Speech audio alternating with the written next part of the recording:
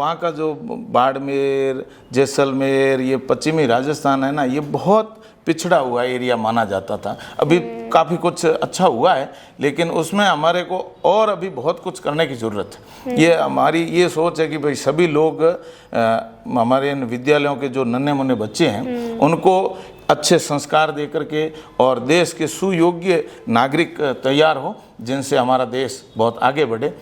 ये थीम लेकर के चल रहे हैं, ये मोटिवेशन। हाँ, ये बिल्कुल।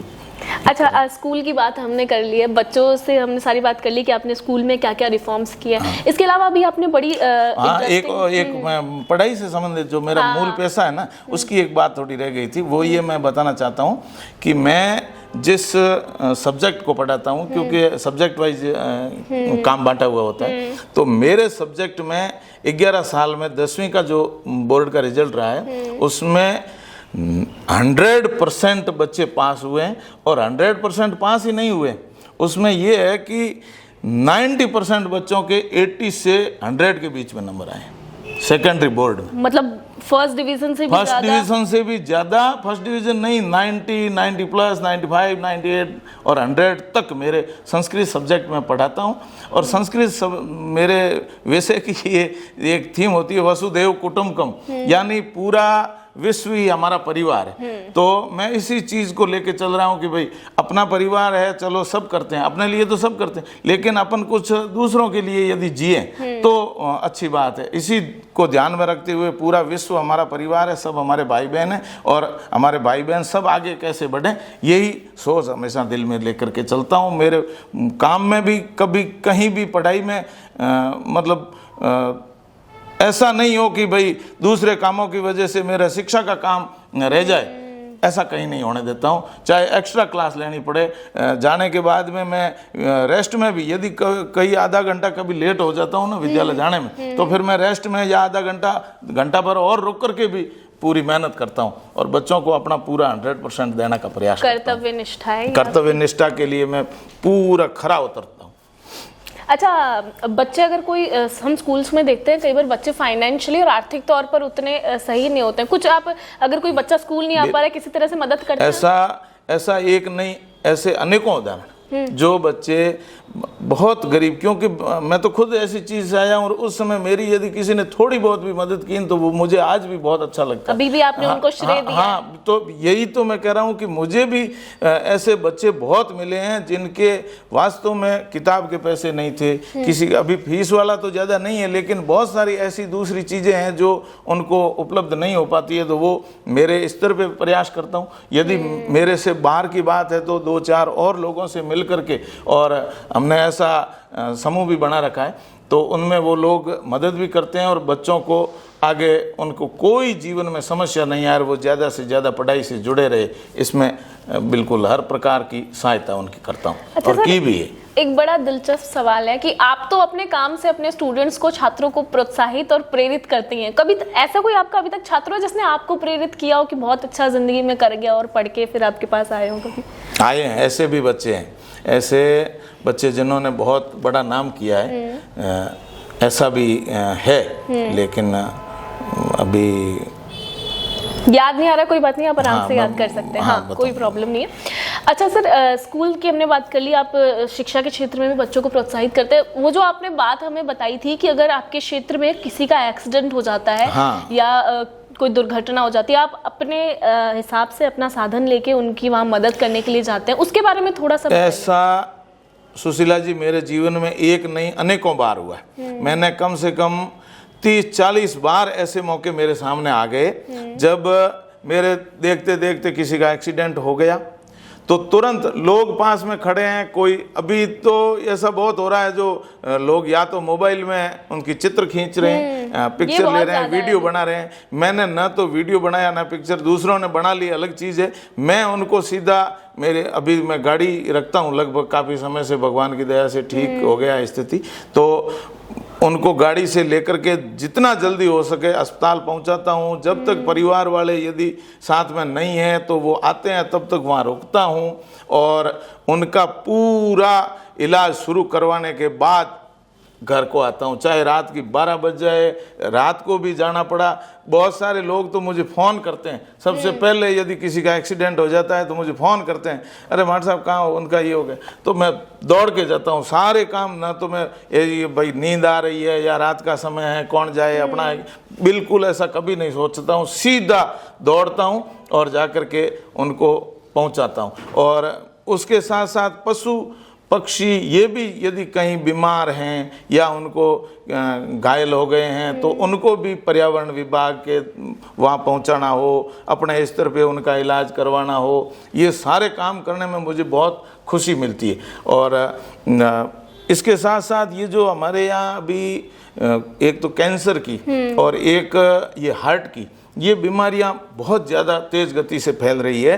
तो इन बीमारियों में भी भगवान ने जितनी मुझे बुद्धि दी है उस हिसाब से मैं उनका इलाज करवाने के लिए जोधपुर, जयपुर, अहमदाबाद, दिल्ली, मुंबई तक और गुजरात में भी बहुत सारी जगह, पालनपुर, डीसा लेकर के उनको हायर स्टेशन तक उनका उचित डॉक्टर से परामर्श लेकर के इलाज कैसे हो। और बहुत सारे ऐसे 5-7 तो कैंसर के ऐसे मरीज हैं जो वास्तव में उस समय मतलब थे कि भाई अब ये 5-7 दिन निकालेंगे, और भगवान की दुआ से आज वो कोई 10 साल से, कोई 15 साल से, कोई 5 साल से जी रहे हैं। मुझे बड़ा आनंद आता है इन कामों को करने में कि वास्तव में अपन भगवान ने अपने को ऐसी थोड़ी शक्ति दी कि अपन किसी के काम आ सके। बस यही भाव लेकर के चल रहा हूँ और ईश्वर ऐसे मौके मुझे और दें और मैं और लोगों की सेवा करता रहूँ। अपने आप में बड़ी बात है। और बेसिकली आपकी बातें सुन के लगता है कि जीव दया में ज़्यादा, आप जीव सेवा में ज़्यादा बिलीव करते हैं। अच्छा, कभी आप, वैसे आपने कहा मुझे पूछने की ज़रूरत नहीं है, कभी ऐसा नहीं लगा कि यार थक गए हैं आज या नहीं जाता बिल्कुल हूँ, ऐसा, मुझे क्या, ऐसे सवाल बहुत लोगों के दिमाग में आते हैं। भगवान ने पता नहीं थकने की तो कभी मन में हुआ ही नहीं, क्योंकि मैं रक्तदान करता रहता हूँ। और ये रक्तदान वाली भी एक बड़ी इंटरेस्टिंग घटना है। ये मेरे जीवन में क्या है कि मेरा ममेरा भाई था, वो मैं 1990 की बात बता रहा हूँ, जब 12वीं में पढ़ता था तो मेरे ममेरे भाई को अचानक मलेरिया हुआ और इतना ज़्यादा वो, उससे पहले मैंने कभी ब्लड नहीं दिया था, तो इतना ज़्यादा वो बीमार हो गया। उस समय ये ब्लड बैंक वगैरह हमारे बाड़मेर में तो उसके क्या अभी भी 5-7 साल ही हुए हैं, उस समय तो बहुत दूर की बात थी। सेम खून है ना, मतलब मेरे ग्रुप का ही, जैसे ओ है, बी है, ये, तो उस समय उनका जो ग्रुप था वो ऐसा था और उस ग्रुप का 50 लोगों को ले आए लेकिन किसी का भी मिला ही नहीं। हाँ, वो बहुत मुश्किल और रेयर था। अब समस्या ये हुई कि करें तो क्या करें। डॉक्टरों ने अंत में कह दिया कि अब ये 2 घंटे से ज्यादा नहीं जिएगा। मेरे मामा जी की सबकी हालत खराब हो गई कि करें क्या।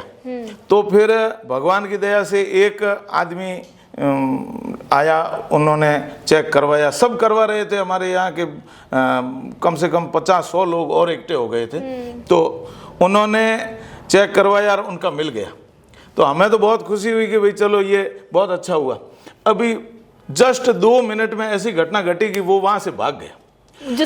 जिसका मैच हुआ वो आगे और हम पीछे, हम 20-30 लोग उसके पीछे भागे। 1 किलोमीटर पे वो पकड़ाया। अब जैसे ही उसको पकड़ा, उसने ऐसा किया कि यूं बैठ करके मेरे को यहाँ से उठाया तो मैं मर जाऊंगा। वो डर के अब वो ऐसा डर गया, मतलब उसके अंदर इतना, और उस समय डर होता भी था, ये भी बात सही है। मैं फिर वो उसको तो नहीं ला पाए, क्यों करे। तो फिर हमारे वो जो खुशी थी वो तो गई 1 मिनट में। अब तो ये चलेगा नहीं, वो दूसरा मिलेगा नहीं, क्या करें। तभी भगवान का चमत्कार हुआ और हम वापस अस्पताल पहुंचे। एक दूसरा बंदा चला के आया, उसने कहा कि मेरा चेक करो। उसका ब्लड मिल गया और उसका ब्लड मिला, तुरंत डॉक्टरों ने लेकर के चढ़ाया और मेरा भाई आज भी वो जिंदा है। मुझे उस दिन से ये लगा कि मैं आज से आगे ये यदि रक्तदान नहीं करता तो ये मेरा भाई नहीं होता।